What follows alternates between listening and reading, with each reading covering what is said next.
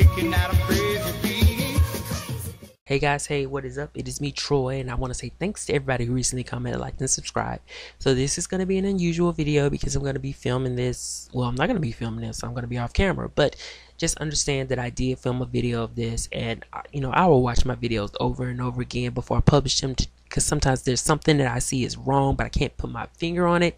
In that case, I was not concise enough, and I was holding on to the video a little too long, so I decided I'm going to just film it this way, in this particular route, because it is a book written by a fellow booktuber named Cal Lewis. If you guys are not subscribed to Cal's channel, then I encourage you to do so right away, and I'm going to put a link down below. I'm also going to put a link to the book down below as well, so you can go and purchase your copy and show your support. So we're going to be talking about Cal's book Maxed Out, which is book 1 in his Brick Road series. Now, Maxed Out follows the story of a young black college student named Ramses. It also takes place in Atlanta. Ramses, growing up, he grew up in one of the impoverished neighborhoods, but to be frank, we can just say the hood, the ghetto, the projects, places that I am so familiar with, at least in my area. But, he wants to get away from that particular pipe that he could be funneled down, and to give himself so much more access to the world through college and through his participation on his university's football team. So he has dreams. But as the novel is opening up, him and his girlfriend are expecting their first child. So he decides to put his college education and his football career on the side, on the back burner for a year, to be much more attentive to her and her needs, and to be there for her throughout her pregnancy.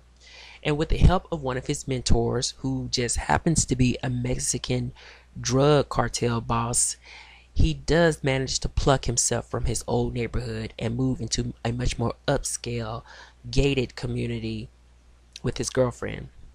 He just wants to separate himself from the sort of influences that he grew up with. It was specifically separate his family and his unborn child from going down those waters of influence. Anyway, with his association with a Mexican drug cartel boss, Ramses' financial gain mostly comes in the form of, strictly almost comes in the form of selling weed.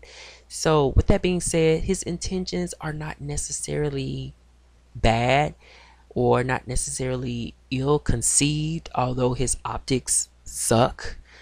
But that's just the way it is. For a minute I was like, go get a job, but apparently a 9-to-5 job is just not enough to drive anything into his pockets. But anyway, nonetheless, as the book is opening up, Ramses is short on supplies, so he visits his Mexican cartel boss at this restaurant that is also a front for the operations. There at the restaurant, he can get the supplies, which is of course a duffel bag full of weed, and go about selling it so that he can continue to provide for his family. Now, this Mexican cartel boss, he is like a mentor to Ramses, if I hadn't said it before, so they are pretty close.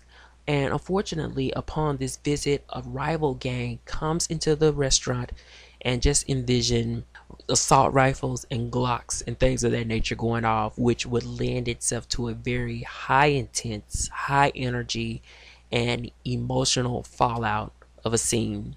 Nonetheless, Ramsey, of course, ends up surviving, and this is where I felt like the story just kind of got slightly disjointed. I say that because that scene in the restaurant that took place happened early within the novel. It was very high intense, high emotion, high tension, that I thought it was going to be the driving force of the novel. And what I mean by driving force is that I think my assumption was that this was going to be a story of Ramses being sandwiched between the police force trying to solve the incident which happened in the restaurant, and on the other side of Ramses, his confrontation with the rival gang coming to collect whatever due they feel like they are owed through him as the survivor of this particular situation, or one survivor of this situation. However, that's not the case. Although that driving force that I thought was going to be within the novel came in sparse moments, I think the majority of the book, or the in-between, read a little bit much more like the day in the life of a street hustler. But just to flesh out my point, Immediately after the scene happened, which was very intense and very emotional, Ramsey spent like a brief period of time sort of reflecting on the events that had taken place. And, as I said, the scene was so intense that I assumed that it would be the driving force.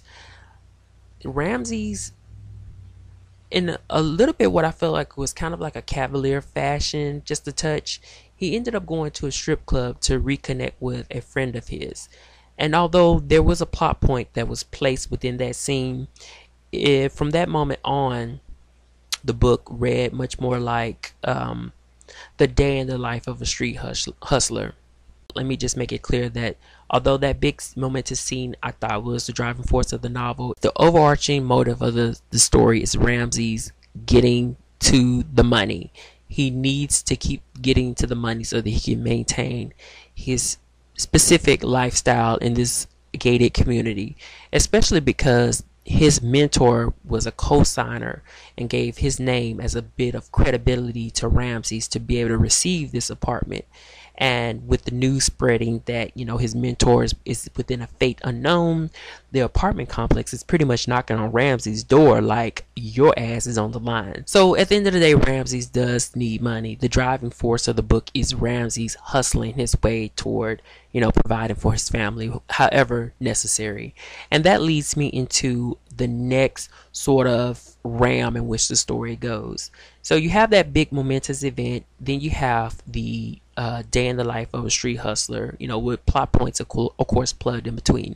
And this is when it gets to a point where Ramsey's is starting to use credit card fraud and identity theft to provide for his family. And that's also when the book turns a little bit into it gives Ramsey's this sort of Robin Hood effect where he's stealing from the rich to give to the poor. And of course, while he's busy with all of this, he's having conflict with his girlfriend as well as some of his closer friends and family characters. All in all, I did enjoy this book. One of my biggest enjoyments came just from Ramsey's himself. I really did enjoy reading his story. Like I said, his optics was really bad. So he was a flawed character. But, I could really get real personal with his particular story, given, I myself have grown up in the projects in the hoods, and I have family members who had some bad optics as well when it came to crime. But I'm not gonna get all into that. But I could appreciate his motivation. We'll leave it that way. Although I did or was hoping that the story would continue to orbit closer to that event, where Ramsey's is sandwiched, as I said, between the police force and their rival cartel gang. I still could appreciate his journey as is. So that didn't necessarily deter from my enjoyment of the book. I still was captivated. I still was reading. And I think one of the things I enjoyed also additionally is how Cal took us through sort of like the operating systems of credit card fraud and things like that. Like, he really went into how that stuff works. So that was really interesting. It really kind of like shined this whole different light on the whole journey of Ramsey's.